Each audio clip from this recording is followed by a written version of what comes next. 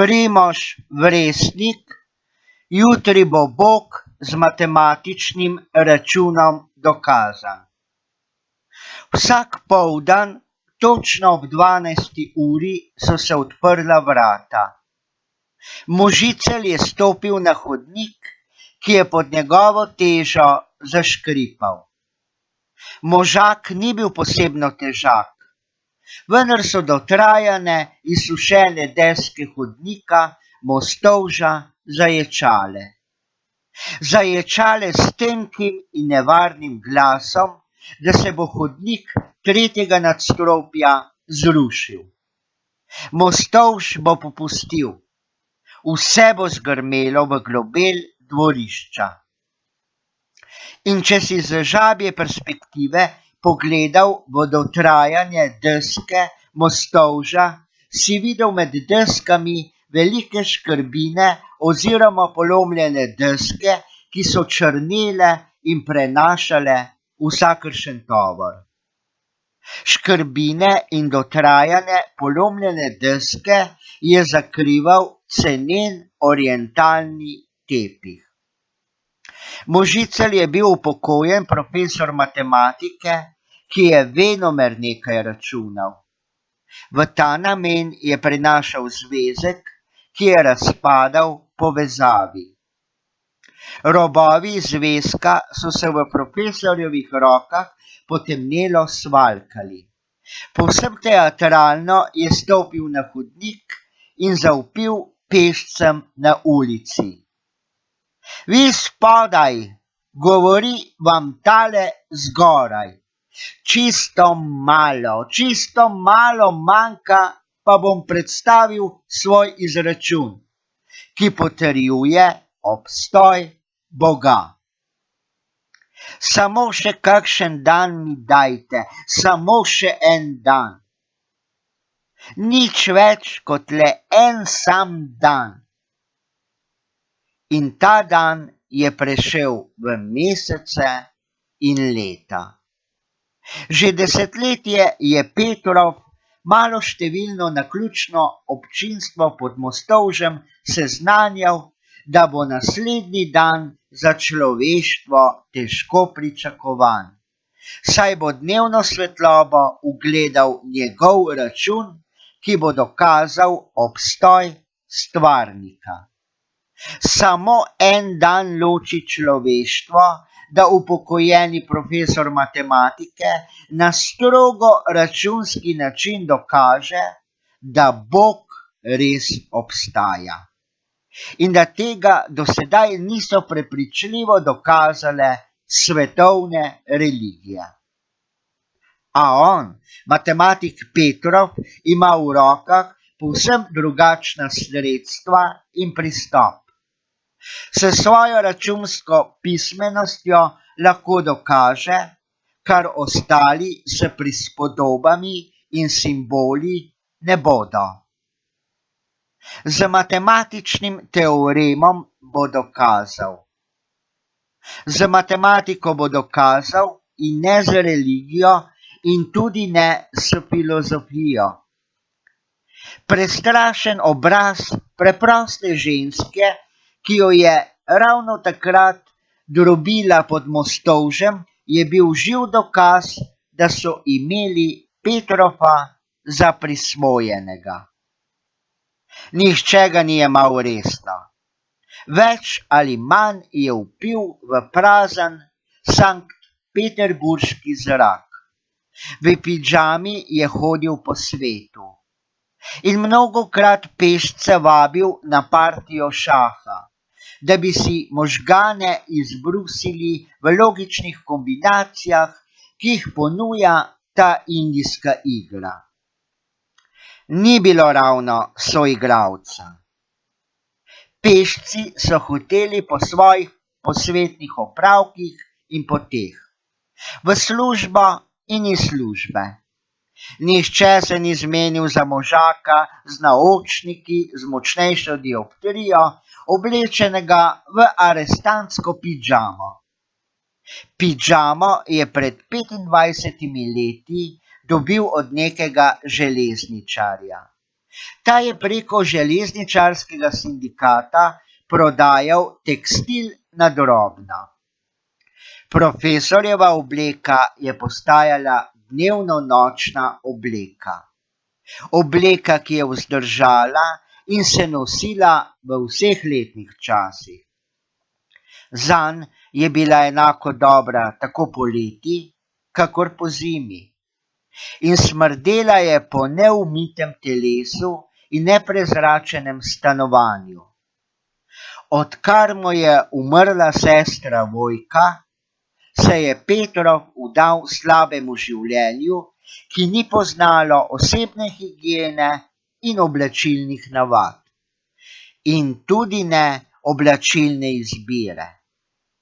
Ko je bila še njegova sestra Vojka živa, se je Petrov pojavljal snažen in urejen na leningrajskih ulicah. Ko je ni bilo več, se je brat oblekel v pidžamo, ki jo leta in leta ni slekel. Nihče več ni bdel nad njegovimi oblačilnimi navadami in nad njegovo osebno higieno. Tako je možakar zakorakal na pot čudaštva. Vsakdo je pomislil na brezdomca, ki leta ni videl toaletnega mila in vode. Ko je videl Petrova, vse to je govorilo, da Petrov ni več za ta svet, da mu ni za nobeno žensko tega sveta. Za nobeno žensko tega sveta se ni nameraval urediti in umiti. Skratka, zanemarjen je bil čez vse. Grozen, nemogoč smrad je šel od njega. In smrad je bil eden izmed glavnih razlogov, da nihče ni vzdržal v Petrovovi bližini, ki je zaudarjal, kakor uležana kloaka. In ko so mu izklopili elektriko v stanovanju in se je ob sveči računa zadnji in prvi račun tega sveta ustvarjal, ga je spreletelo, da je še bolj izbran za znanstveno misijo, ki bo z računanjem dokazal, in to zatrdno, kar učene staroste niso dokazale. Zarotili so se proti njemu. Tako je mislil. Ne privoščijo mu več žarnične svetlobe. Njega, genija, ki je izobrazil toliko strojnih inženirjev in šahistov, dajejo na stranski tir. Mislijo, da je njegov čas minil. Zavedno pošel. Mislijo, da ne bo nikdar več opozoril nase. Mislijo, da ne bo več presenetil s čim matematičnim. Vse to ga je podžigalo, da je še bolj vročično računal. Z vžigalico je drsal po robu vžigalične škatle, da prižge svečo.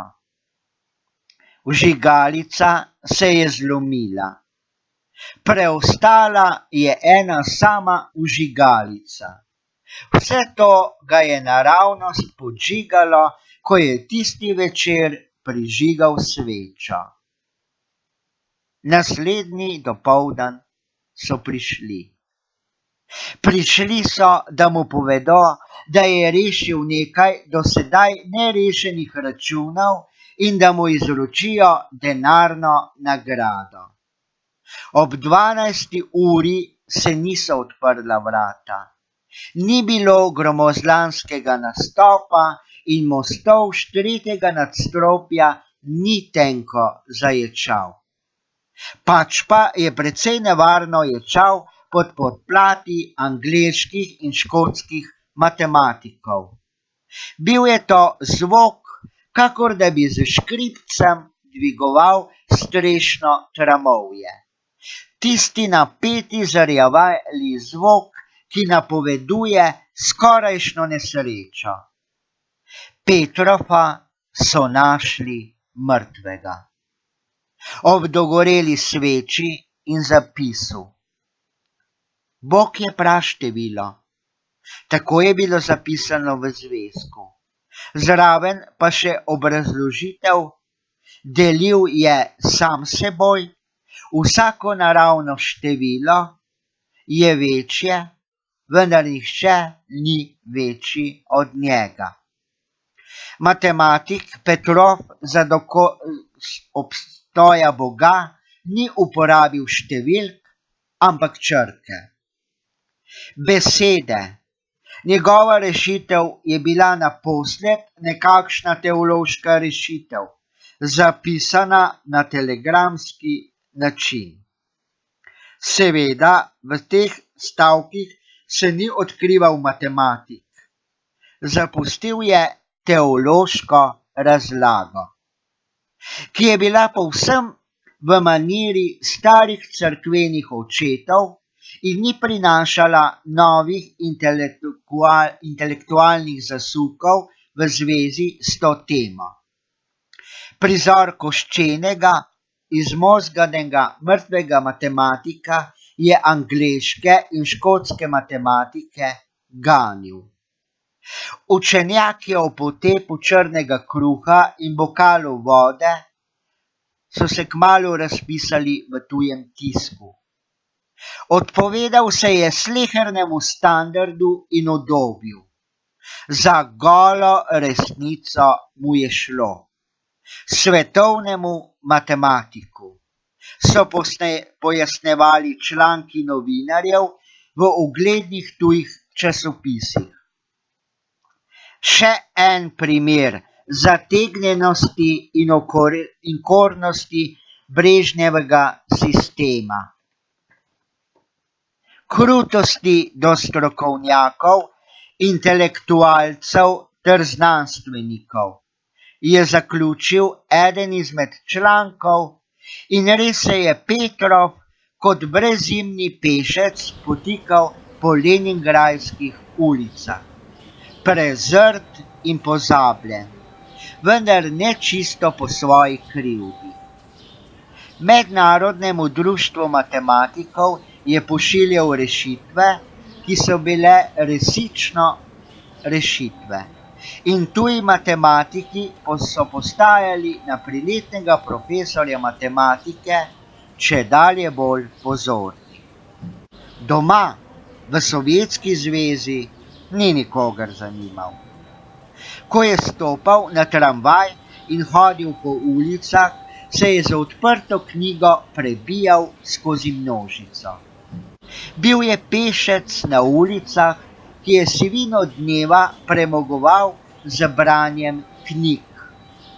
Hodil je in bral, a tudi hodil in računal.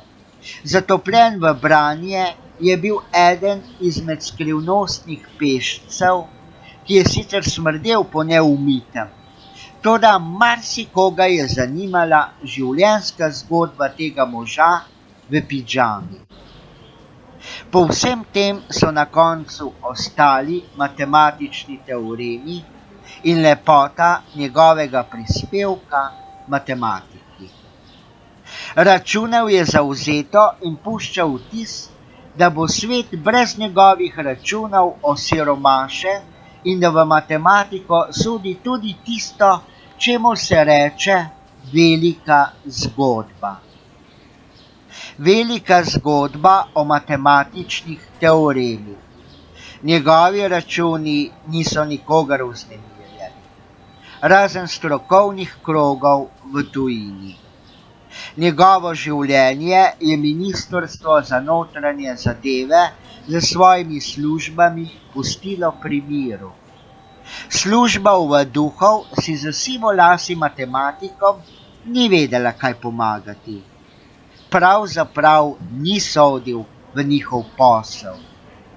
Ni bil mož, ki bi bil vpleten v večje družbene aktivnosti, za kar je potrebna resnost in prisebnost, tako so sodili. Za obravnavo se jim je zdel premalo resen.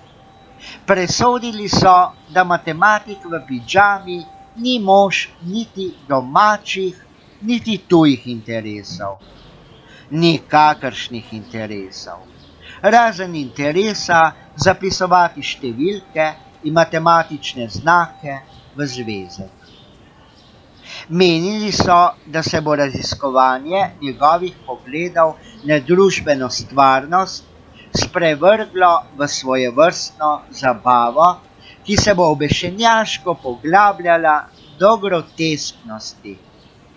Že tako je bila groteskna njegova pidžama, saj so mnogi mislili, da je možak pobegnil iz umobolnice. Njega je pač nemogoče povezati z protisovjetsko dejavnostjo in pri tem ostati resen. So mislili o vaduhi in ga pustili čisto pri miru. Pustili so ga povsem pri miru. Življenjska matematika mu ni šla, tista, ki pozna režim vsakdanjosti. Čeprav je bil v sami matematiki briljanten Večkrat je stopal na tramvaj z odprto knjigo v roki. Z robovi odprte knjige je rinil skozi množico ženskih in moških plaščev in sprožal nejevoljno pri ljudeh, ki so v prometu poznali le cekar in dežnik. Skrivnostni pešec je tudi zaudarjal, zato so se ga na moč izogibali in se mu umikali, če se je le dalo. Še najmanj pa se je to dalo v tramvaju, kjer so v gneči potniki stisnjeni kakor sardine. Tisti dan, ko je za zmeraj omagal za ta svet, so mu zasteklele oči in dobil je nenapovedan obisk. Angleški in škotski matematiki so se zadržali dlje, kakor so načrtovali. Petrov je ležal mrten v stanovanju in Sovjetom ni bilo mar zanj.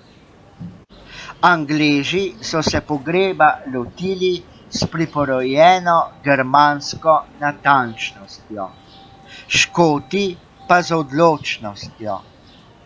Ne bo Petrov obveščal mimoidočih, da bo zdaj končno izstavil račun o bivanju Božjem.